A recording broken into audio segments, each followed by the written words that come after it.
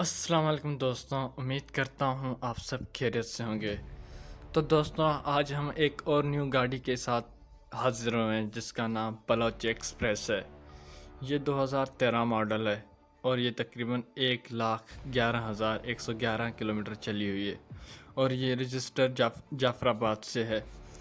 اگر آپ کو اس کی اور معلومات چاہیے تو آپ کو لنک ڈسکرپشن میں مل جائے گی، آپ وہاں سے چیک کر سکتے ہیں اور گاڑی اچھے سے خرید کریں۔ اور یہ قسطوں پر بھی موجود ہے۔ آپ کو ٹوٹل 42 لاکھ روپے کی یہ گاڑی ہے۔ آپ کو 6 منتھ کے بعد کچھ پیسے دینے پڑے گے، یہ قسطوں پر گاڑی ہے۔